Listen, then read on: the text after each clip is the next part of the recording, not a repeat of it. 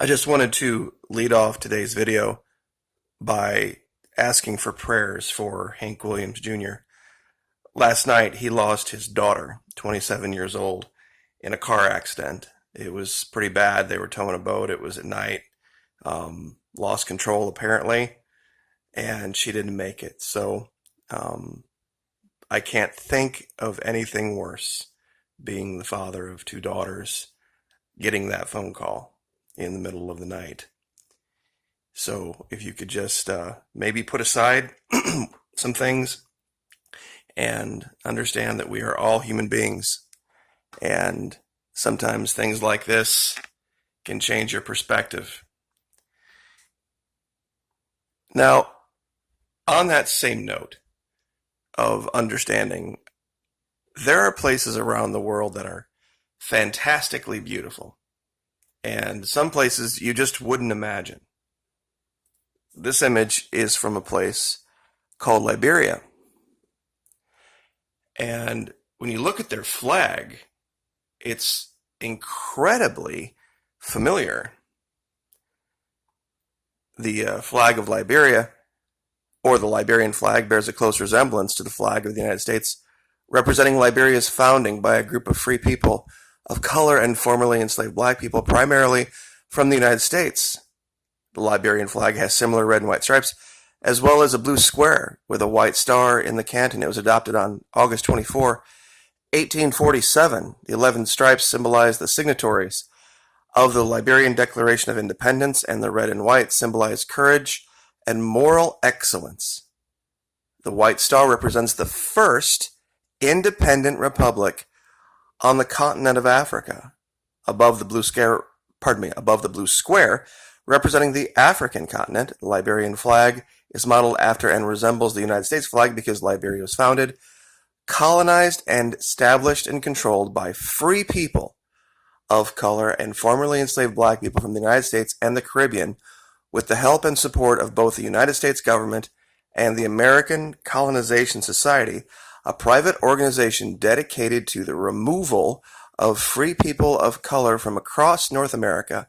Sometime after the African Americans began arriving in Liberia in 1822, they came to be identified as Americo-Liberians in an effort to separate them from native groups and enslaved Africans rescued from illegal slaving ports and ships by the American Navy. The flag is seen on many ships around the world as Liberia offers registration under its flag.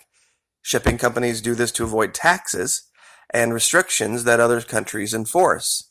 As the second most popular flag of convenience after the flag of Panama, it is estimated that 1,700 foreign-owned ships fly the Liberian flag. This brings in much of the country's revenue. So, this is balmy Blue Lake in Liberia. Absolutely stunningly clear blue lake that Americans go visit all the time. This is a beach, and this is actually Freetown. It's Sierra Leone, which is a country just north of there that's got all sorts of wonderful wildlife and beautiful places to visit. I would highly encourage many Americans to expand their horizons, and I think we all need a break, especially what's this year, starting with COVID-19 and then everything that's going on now. Maybe just take a break and go visit someplace far away. So it's unfortunately sometimes we have issues like this, but it's not representative of everything that goes on. For those of you wondering where Liberia actually is on the map, here is the continent of Africa. It's literally right out on the extreme southwestern tip down here between Ivory Coast and Sierra Leone.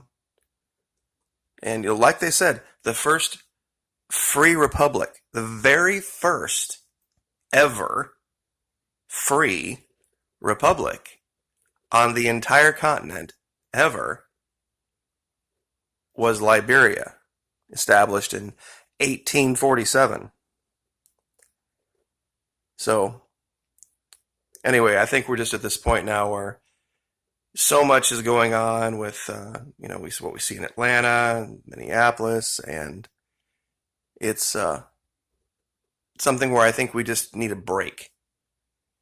Everybody needs to take a breath and step back and look at the situation from farther away so folks can cool down and maybe explore, other solutions that they hadn't thought of before. Because we can't take every instance of something that we perceive to be wrong and have it be an excuse for the entire country to completely implode. I find it was funny. We started tracking the numbers way back in March of the COVID thing, and they were calling it a pandemic then, and the numbers are just orders of magnitude bigger now as far as cases go. But they're still calling it, what is it now? Is it a mega pandemic? Is it a super pandemic? Because if 10,000 people having it is a pandemic, and now what, 7 million? You're going to use the same word to describe it? Because that's what literally it was. I mean, you're going to have to start adding on different prefixes to have it make any kind of sense, because you can't call something a pandemic when it's that small and still call it a pandemic when it's that much bigger. But anyway, it's kind of dovetails, though, with the situation in Venezuela a little bit.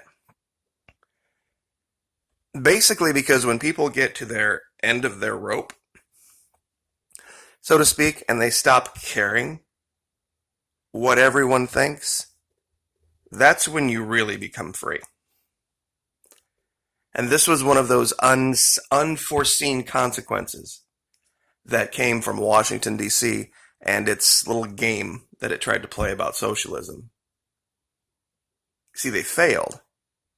And oil is coming into the country. Not oil, gasoline's coming into the country. They're exporting oil. The country survived. The president is still standing. It is now June of 2020. They started this game in earnest back in 2013 and 14, when Chavez died. And 7 years, they have failed miserably to oust the people in charge there, which should tell you a great deal about the people of the country.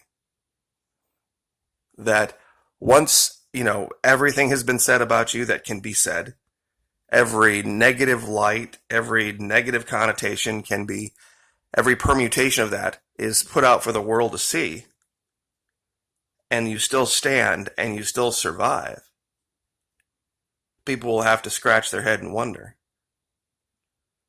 I mean, these people faced real problems, actual problems, feeding their families. And here we're talking about just renaming military bases. As if that's going to change anything. There's a senator. What's her name? Is she going to just go by a single name now? I mean, they want to put Harriet Tubman on the $20 bill and take Andrew Jackson off that, because just the name Andrew Jackson is too offensive. And they want to take the General Lee the car off of Netflix, and they also want to take any reference to General Lee, the actual general. So how does that work? Maybe somebody can explain it to me. And of course, the picture in the upper left is Sheila E., because for so long she went by just one name and an initial. Maybe that's what we're all going to have to do. Just for fear of offending anyone. It's a sign of weakness that you can't exist in an environment where there are multiple ideas and multiple perspectives. That any perspective or any idea that contradicts yours has to be quieted down, has to be shut up, has to be something that is silenced. And primarily in the name of money. Because mark my words, all of these panderers, if there wasn't a financial consideration to it, wouldn't be doing a dang thing. And Wendy's learned the hard way last night in Atlanta. So, anyway, for those of you that don't know what that's all about, they decided to very early on side with the Black Lives Matter movement.